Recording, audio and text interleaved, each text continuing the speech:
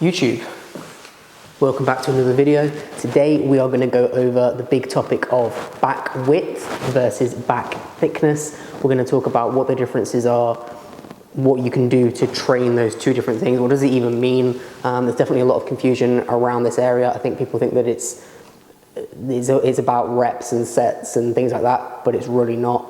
It's very, very simple. It is purely about anatomy. So let's dive into it. Let's start with back width. So before we dive into the exercises that we're going to use to get a wider back, let's first of all look at the anatomy that I'm talking about. So when we're talking about getting a wider back, we are talking about building one very specific muscle, and that is our lats. So as you can see on the screen, this is a fan-shaped muscle.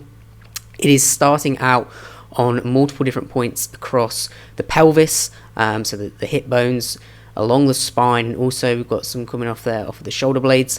This is going up onto one point on the humerus, which is that upper arm bone. So in order to get a wider looking back, this is the muscle that we have got to grow. So let's look at how we do that.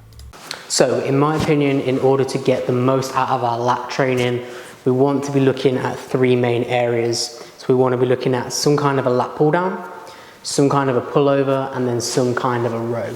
So let's start with the pull downs. Now, really, this one should be self-explanatory. We're obviously going to be limited by what equipment we have available to us. So standing right here in the studio right now, the only way that I can create a pull down is by using a cable machine, and that is actually a really great way to create a pull down. But we also know that obviously we have access sometimes to pull down machines. I've been over this a million times, but I'm going to go for it again. I'm sorry to bore you. But those traditional lat pull downs that we see in gyms, where it's a palms down, long bar, and we're pulling and our elbows are flaring out, are not optimal for lat training. We do get a little bit of lat in there, don't get me wrong, but we're actually creating more of an upper back stimulus. In order to create a lat pull down that is going to optimally train the lats, we need to be keeping our elbow close. This most times means using a neutral grip, which means that it's really easy to create that setup on a cable machine.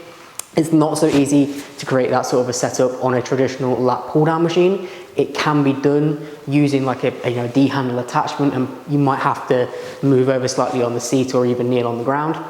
Or we can look to hook some D-handles over a long bar and do that. Although there have been times where I've seen people snap D-handles, and I've done it myself, so it wouldn't be my first choice. Also, you might be one of the lucky people who has access to a pull down machine like the one on the screen that is designed to create a really great lat stimulus. If not, don't worry, you can set yourself up with a lat pull down on the cable machine, and that is going to be my first way of helping you to get wider lats, is to train your lats optimally using the correct lat pull down, just like this one.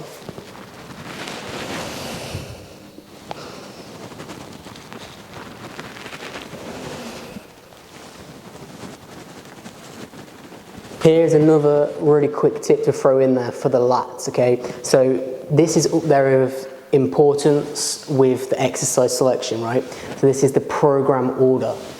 It is super, super important that you get that lat short as soon as you start your back workout, okay? The lats get weaker as your elbow comes closer towards your side. So if you go in with a really, really heavy set as your first set, and you're not getting that elbow all the way down to your side, so therefore you're not getting that lat nice and short, by the time that you then move through your workout, that lat's getting more and more fatigued, so it's getting even weaker, okay? That doesn't mean that your first set or first couple of exercises need to be light, okay? You're still wanting to get to the point where you're training to failure, but that needs to be failure was getting that lat short, okay? So do not half rep these first few exercises, okay? Don't half rep this lat pull down, and don't half rep the pullover that I'm about to go through with you next. Okay, pullovers are next up on our list of things that we want to be hitting in order to focus on getting that back width within the lats. So again, we're kind of limited on options here based on what equipment we've got. There are some great pullover machines out there, but it's certainly not a bit of kit that you see in like your average commercial gym. So if you haven't got a pullover machine, your next best option is to use a cable machine. Again, we can kind of go with a few different attachments here. I think in an ideal world, just using a single arm and just using one rope to do a pull down, a pullover, or using like a D handle, just single arm to do a pullover, is the best option because it allows us to focus on that one side, really line ourselves up nicely.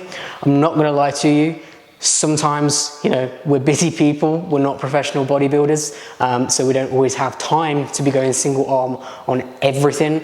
And if that is the case, then using something like a dual rope attachment is probably going to be your next best option. Like I say, if we can go single arm and really focus on lining things up nicely and spending the time doing that, that's great.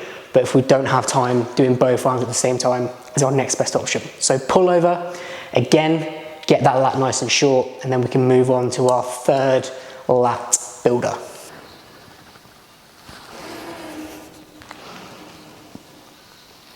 All right, we are on to the third and final movement that I think you need to be doing in order to see those lats get wider, and that is some kind of a row. Now, this is the one exercise where we've got a whole ton of options. Obviously, I'm only going to be doing one option today, but in terms of what we can do, really, we're sort of unlimited. Obviously, we have to take into consideration the equipment that we've got available, but we can be using anything from dumbbells to barbells to the cable machine, and possibly also just some actual row machines, depending on what it is that you've got available. But again, the one important thing here is we want to be making sure that we are keeping our elbow nice and close to our side. When we look at certain exercises that have been glamorized over the years, for example, like the bent over barbell row, this really is not up there on the list of fantastic lat builders. So we really want to be thinking about what we're picking. We don't want to be using our ego here in terms of what we're putting onto the bar or putting onto the machine. You're going to see that I'm going to do a dumbbell row. I am going to do some slightly heavier ones. I've now gotten my lat nice and short, so I am going to be doing, you know, a little bit of heavier work, but ultimately the goal is still to get the most out of the muscle that I'm trying to train. This is not about making myself look good on camera or, you know, when I'm in a packed out gym. When we're using the cable machine, we've also got some nice options there. We can do some single arm rows, we can have chest support. If we're using the barbell, if that's the one thing that we want to use, if we want to create more of a lat biased barbell row, we might want to consider either putting some sort of handles onto the bar so that we can have a neutral grip, or worst case scenario, using palms down so that that elbow is able to stay nice and close. So let's get into this final row.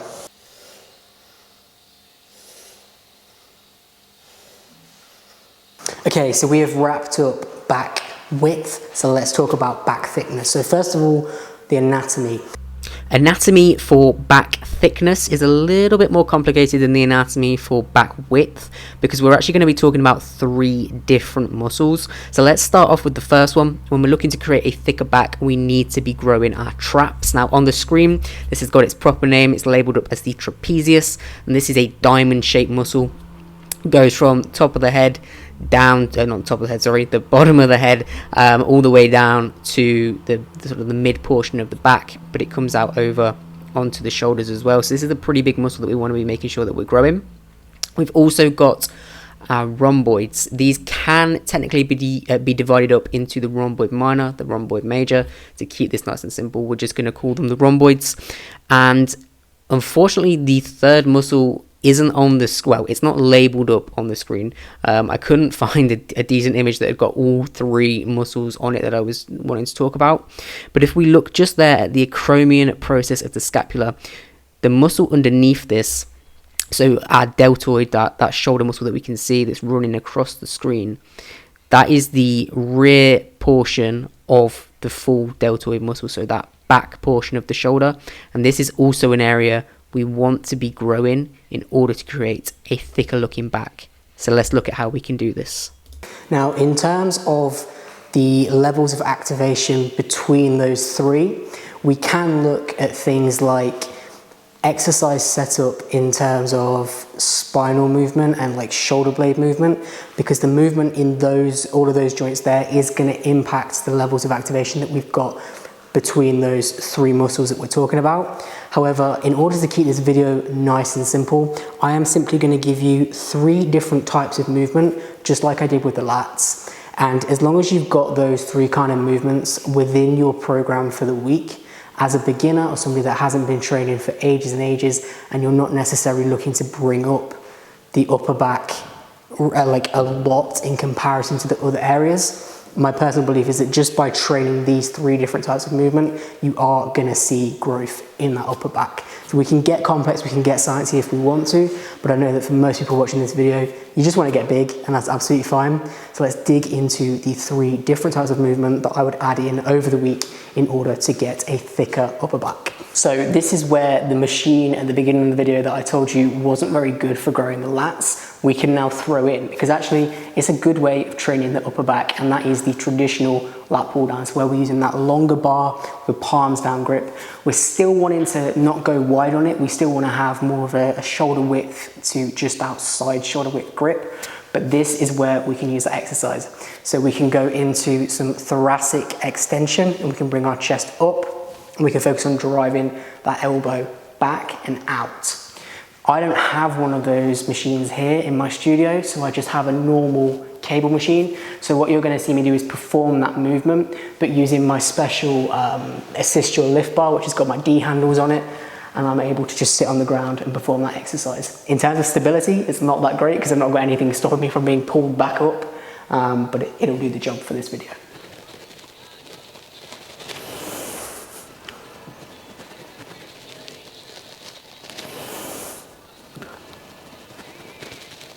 Okay, next up we're going to look at rows. Now obviously, just like with the lat-based rows, we've got a whole ton of options that we can utilize here. The one that I'm about to show you now may be one, if you've never kind of watched my content before, you have probably never seen before, and this is the chest supported dual cable crossover rear delt row. So we've definitely got more of a rear delt bias with this one based on the setup. Other things that we can do, we can set up, you know, like a straight bar and have a row where we're flaring our elbows out to the side. We can use a barbell for this. We can even use dumbbells and just have our palms facing down. Options are, you know, endless. So let me show you this one. Definitely give this one a shot if you have never before. It is a great exercise, and it's one that has definitely helped me to really bring up my rear delts over the past couple of years.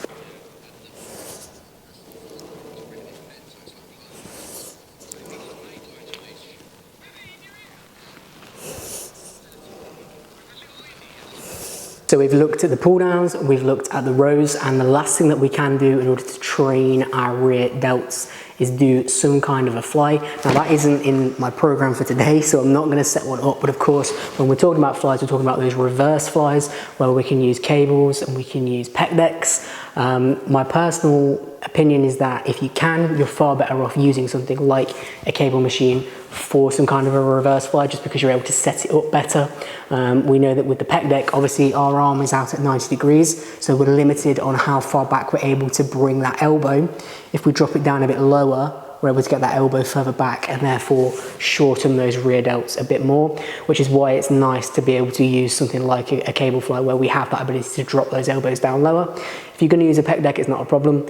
Just know that you might not be getting those rear delts as short as you can do, so it'd be nice to pair it up with something like that row that I just went through.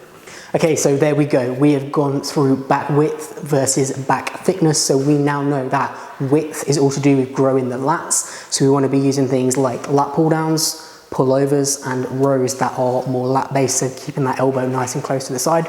We then switch over to the thickness of the back, and this is going to be dictated by the growth of the upper back. So we're looking at things like the traps, the rhomboids, and also looking at the rear delts as well. And again, we've got 3 different kind of areas that we want to touch on. We want to be looking at possibly some kind of a pull down where we've got those elbows flaring out wider, some kind of a row, again, where we've got that elbow going wider, and then finally looking at some kind of a reverse fly. Back width versus back thickness isn't about reps, sets, doing high volume for one and low volume for another. That is a completely separate debate. In terms of targeting these 2 different areas and growing these 2 different areas, the key here is anatomy. Back width is about growing your lats. Back thickness is about growing that upper back. That is the video. Drop a like on it if you found it useful. Let me know what your favorite exercises are down below for growing these areas, and I will see you all in the next one.